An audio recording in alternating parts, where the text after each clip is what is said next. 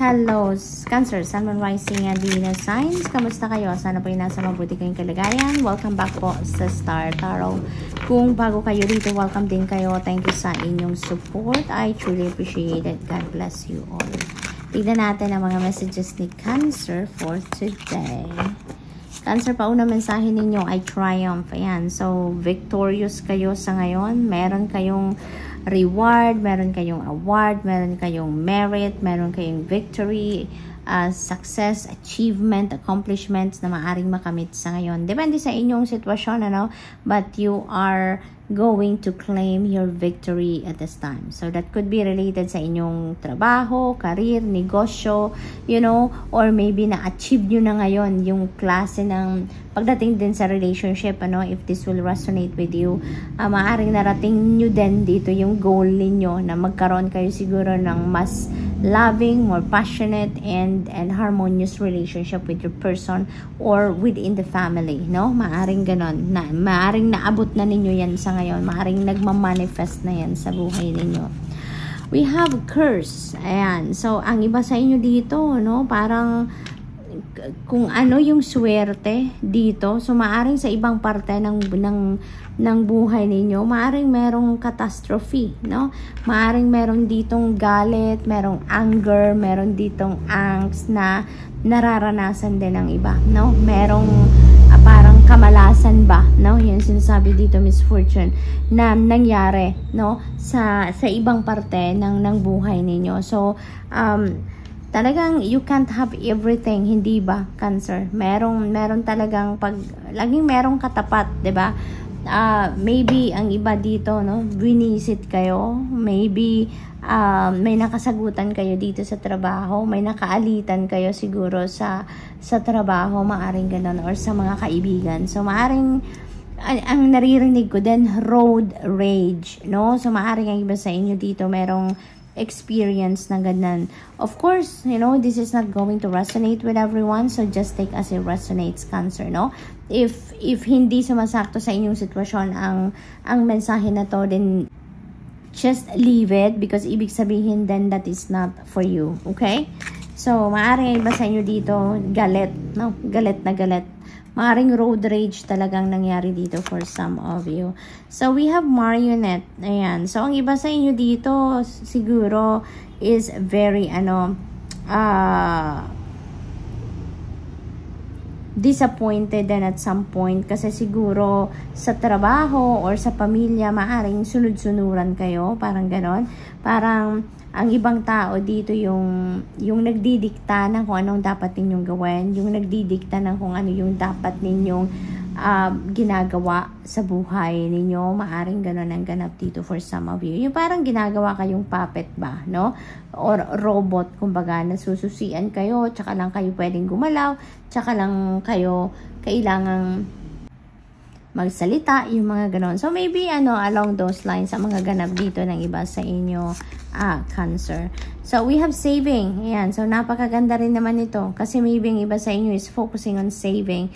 Is, siguro may mga financial blessings na parating sa inyo, no? At kaya naman magkakaroon ka ng pagkakataon para mag-ipon, para makapagtabi ng inyong pera, no?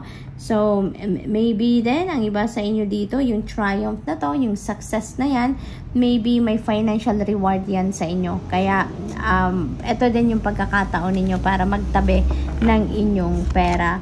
We have readiness. Ayan. So, feeling ko dito, Cancer, dahil nasa tapat niya din si curse, maybe handa na kayong lumaban dito. Handa na kayong lumaban, handa na kayong bawiin ang inyong power, ang inyong personal power, no? At handa na kayong labanan ang kung ano man ang sitwasyon na to. Kung meron kayong galit towards someone, kung meron kayong galit towards something, no? Disappointment, mga ganon, siguro handa na kayong tumayo sa inyong mga paa at ipaglaban kung ano ang nararapat na ipaglaban ninyo, no? So, maaaring ganon ang ganap. Maaari din kasi, no, na yung hate na to, maaring related din ito dito sa dictatorship or domination na ginagawa ng iba towards you. Kaya siguro ngayon, mabubuhayan na kayo ng loob, maglalakas na kayo ng loob na ngayon na i-put an end to this, no? To this era. Kumbaga, this is the end of this era na siguro with this readiness energy. So, maybe ngayon, nagdidiskarte kayo, nag-iisip kayo on how you're going to break away from these situations, ano? So, maybe you're getting ready for it. No? Yung lalaban na kayo ng patas ngayon at hindi na lang kayo magbabaw at susunod ng susunod, no?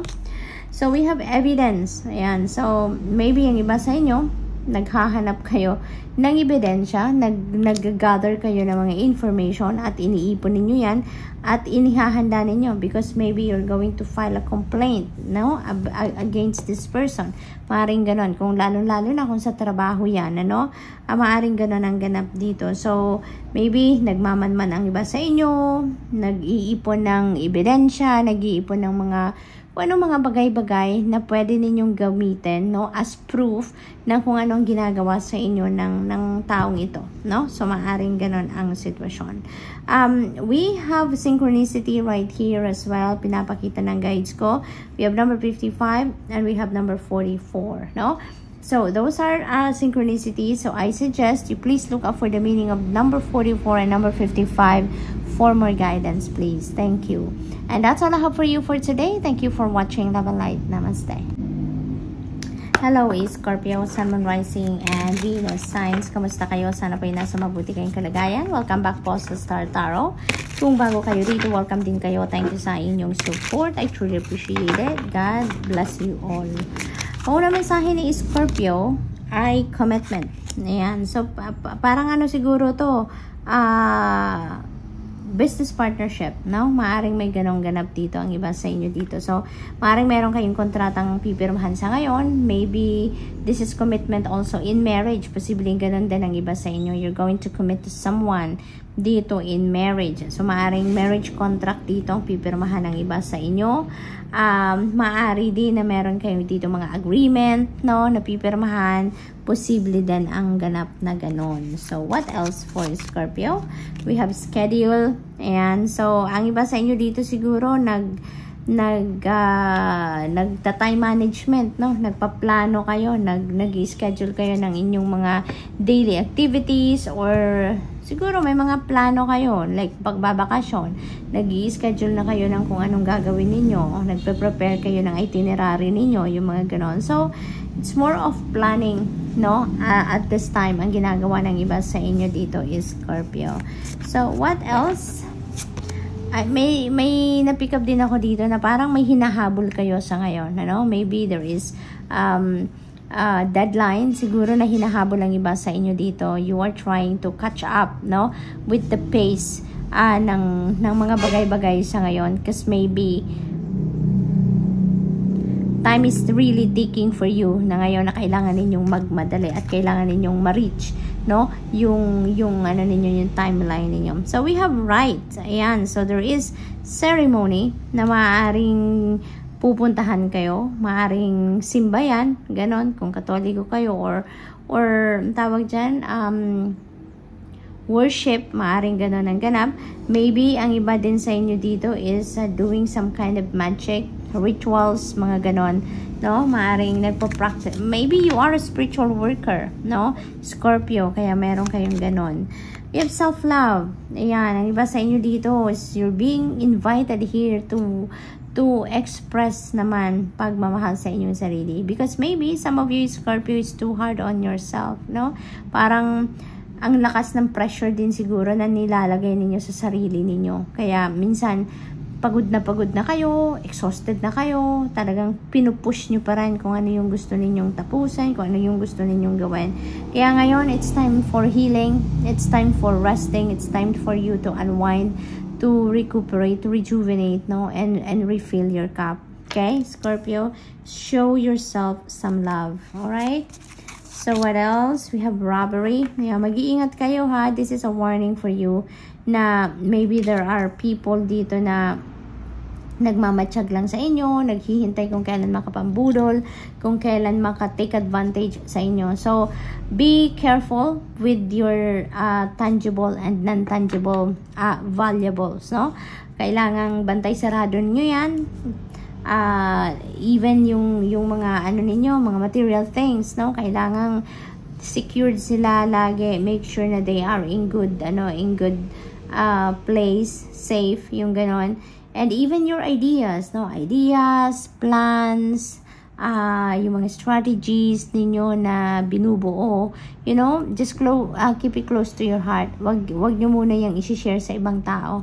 At saka pag-ingatan nyo din na wala kayong mga slip of the tongue, mga ganon. Be careful na hindi kayo makagawa ng mga foolish mistakes, no? Dahil you never know kung sino yung mapagkakatiwalaan at hindi ninyo mapagkakatiwalaan sa ngayon. And they may use them, no, before you use them. Maaring agawin nila yan sa'yo, no, yung mga idea ninyo. Kaya wag na wag ninyong kikwento. So, we have live and learn. Yan. There could be a lot of lessons dito na mapipick up kayo, wisdom, no? Na mapipick up kayo sa mga pangyayari sa buhay ninyo sa ngayon. Maybe also, for some of you, this is like nag-aaral siguro ang iba sa inyo. Maybe nag-enroll talaga sa school ang iba sa inyo, nag-online classes, or maybe some of you are doing your own research. Maaring ganon to enhance your knowledge, to expand your knowledge, yung mga ganon ba, no? Maybe also you're learning, no? You're learning from your own experiences dito. For others of you then Scorpio, maybe you're being sent, no? Para sa training, seminars, maaring may mga pupuntahan kayong mga ganong klaseng pagtitipon, you know. Others of you, maybe bumalik sa school para for skills development, personal development, yung mga ganon. So siguro, ano kayo ngayon, busy kayo for learning new things, no? Maybe you are very curious about new things din sa inyo sa ngayon. So good luck po, and that's all I have for you for today. Thank you for watching. Love and light. Namaste. Hello Pisces, Sun, Moon, Rising, and Venus signs. Kamusta kayo? Sana po nasa mabuti kayong kalagayan. Welcome back po sa Star Tarot. Kung bago kayo rito, welcome din kayo. Thank you sa inyong support. I truly appreciate it. God bless you all.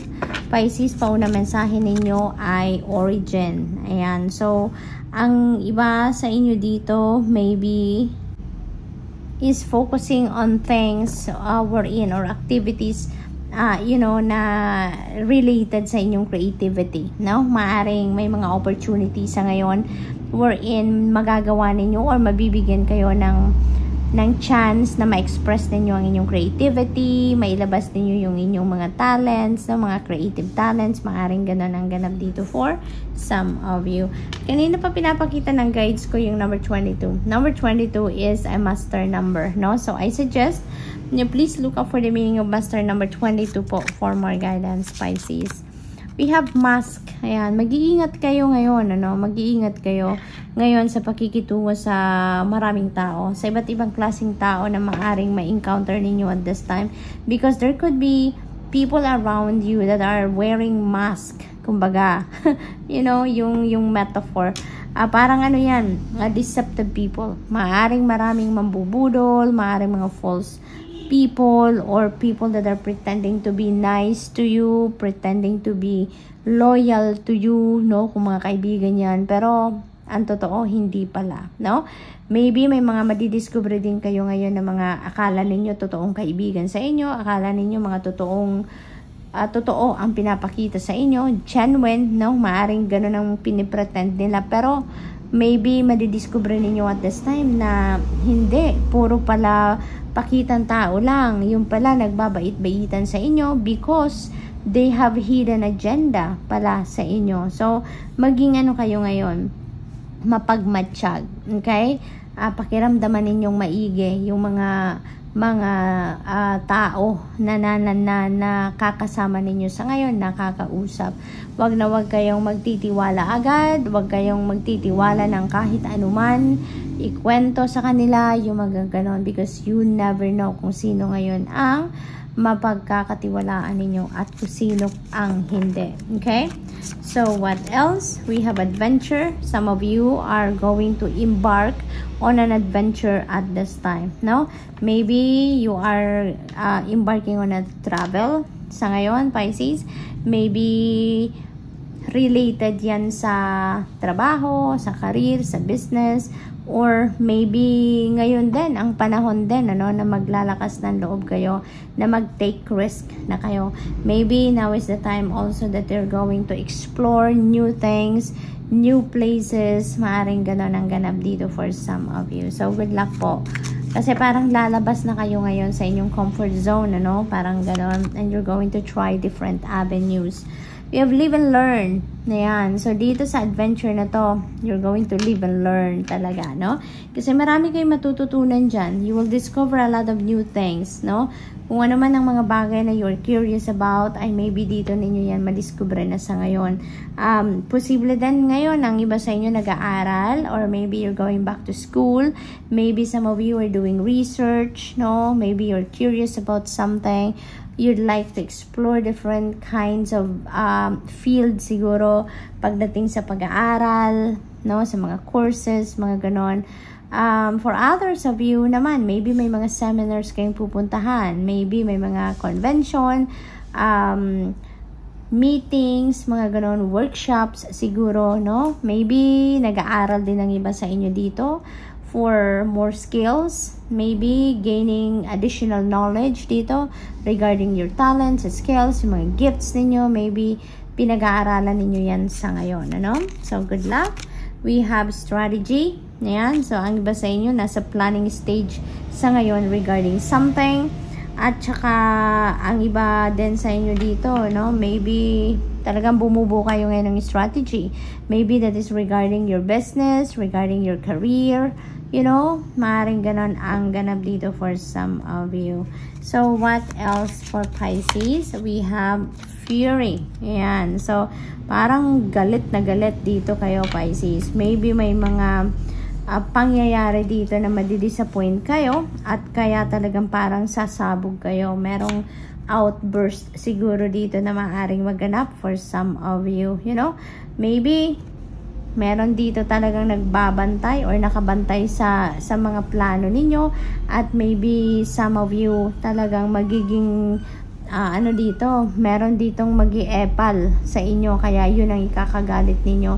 Maaring meron ditong nakarinig na ng plano ninyo, or maybe naagawan na kayo dito ng kung ano yung strategy ninyo, pinagplanuhan ninyo, no? At iba pala ang manginginabang, maaring gano'n ang sitwasyon. Kaya there could be a situation dito na talagang sasabog kayo dito. So that could be related to work, no? So good luck, Pisces, and that's all I have for you for today. Thank you for watching. Love and light. Namaste.